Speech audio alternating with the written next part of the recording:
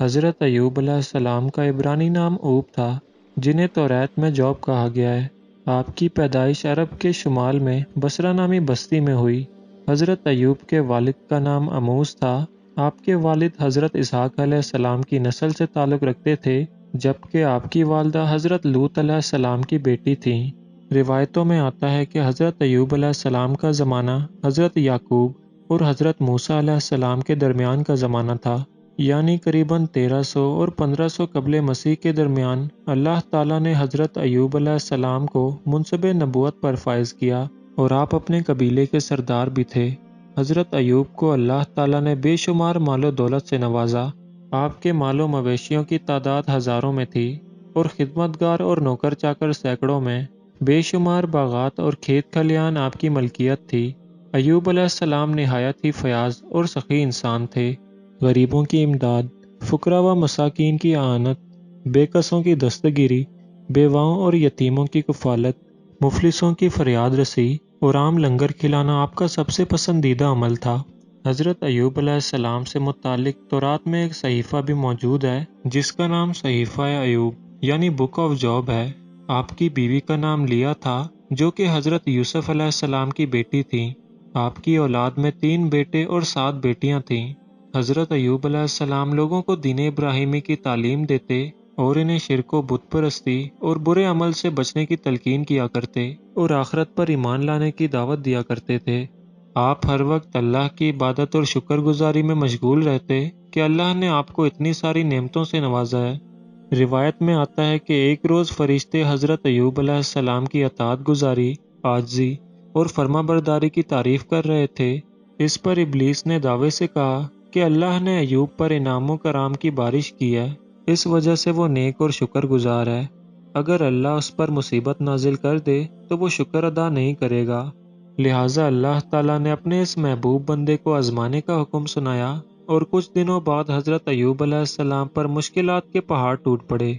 غلے کے گوداموں میں اچانک آگ لگ گئی اور آپ کا سارا مال و اسباب جل کر راکھ ہو گیا۔ اس پر حضرت ایوب علیہ السلام نے صبر کیا اور اللہ کی رضا میں راضی رہے۔ اس کے کچھ دنوں بعد ڈاکوؤں نے آپ کے غلاموں اور نوکروں کو مار کر آپ کا سارا مال و مویشی لوٹ لیا۔ اب حضرت ایوب علیہ السلام کی کل جمع پونجی برباد ہو چکی تھی، لیکن آپ نے پھر بھی صبر کا دامن تھامے رکھا اور اللہ سے کسی بات کا شکوہ نہیں کیا۔ ایک دن جب آپ کی اولادیں ایک مکان میں بیٹھ کر کھانا کھا رہے تھے کہ اچانک مکان کی چھت گر گئی اور وہ سب اسی جگہ فوت ہو گئے۔ حضرت ایوب علیہ السلام کے پاس نہ ہی اب مال تھا، نہ مویشی، نہ گھر، نہ ہی اولادیں، یعنی خوشحالی کی ایک بھی علامت باقی نہ رہی۔ پے در پے تباہی اور ایسے واقعات سے لوگ حواس کھو بیٹھے، لیکن حضرت ایوب علیہ السلام کی روشن پیشانی پر ایک بھی شکن نہ آیا۔ حضرت ایوب کے گھر کے باہر آپ کی قوم کے لوگ اور آپ کے پیروکار ہجوم بنا کر اکٹھا ہو گئے اور سب آپ کی اس خستہ حالی پر رونے لگے۔ حضرت ایوب نے اس وقت فرمایا کہ میں اپنی ماں کے پیٹ سے برہنہ پیدا ہوا تھا اور برہنہ ہی دنیا سے لوٹ جاؤں گا۔ یا اللہ، آپ نے مجھے یہ سب کچھ دیا تھا اور آپ نے ہی اپنی امانت واپس لے لی۔ حضرت ایوب کا سب کچھ ختم ہو چکا تھا، لیکن ابھی مزید سخت آزمائش سے گزرنا باقی تھا۔ کچھ دن بعد حضرت ایوب علیہ السلام نے اپنے جسم پر خارش محسوس کی۔ آہستہ آہستہ یہ خارش ایک بیماری میں بدل گئی اور آپ کے تلے سے لے کر آپ کے سر کی کھال تک پورے جسم پر بڑے بڑے پھوڑے نکل آئے، جن سے ٹیسیں اٹھتی تھیں۔ آپ درد سے بے چین ہو جاتے اور راکھ پر بیٹھے رہتے اور راکھ اپنے جسم کے اوپر ڈالتے۔ اس بیماری اور پھوڑوں کو دیکھ کر حضرت ایوب علیہ السلام کے عزیز و رشتہ دار آپ سے قطع تعلق کرنے لگے۔ لوگ آپ سے الگ ہونے لگے اور آپ کے پاس آنا جانا بند کر دیا۔ اس مشکل وقت میں صرف آپ کی اہلیہ آپ کے ساتھ رہیں اور آپ کی زوجہ محترمہ نے بیمار شوہر کی تیمارداری میں کوئی کسر نہ چھوڑی۔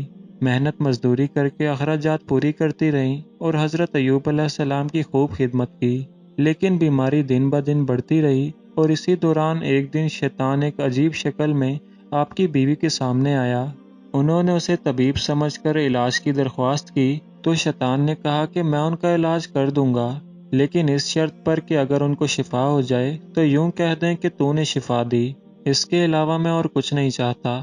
حضرت ایوب کی بیوی نے جب آپ کو اس طبیب کے متعلق بتایا تو آپ نے فرمایا کہ وہ تو شیطان تھا، میں عہد کرتا ہوں کہ اگر اللہ مجھے شفا دے تو میں تجھے 100 کمچیاں ماروں گا، کیونکہ تو اس کی باتوں میں آ گئی۔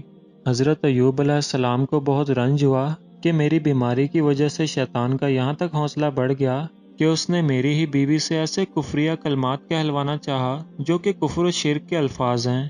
اسی طرح وقت گزرتا رہا اور تکلیف بڑھتی چلی گئی، جسم کا کوئی حصہ بھی پھوڑوں سے محفوظ نہ رہا، اور حضرت ایوب علیہ السلام شہر کے ایک ویران کونے میں جا بسے۔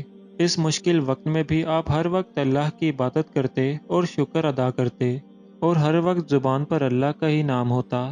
اب تکلیف اتنی زیادہ بڑھ گئی کہ آپ کا گوشت جسم سے جڑ چکا تھا۔ ایک دن آپ کی بیوی نے کہا کہ اگر آپ اللہ سے دعا کریں تو اللہ تعالیٰ آپ کی اس بیماری کو دور کر دے گا۔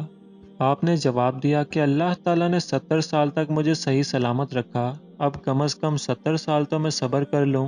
یہ سن کر ان کی بیوی خاموش ہو گئیں اور رونے لگیں۔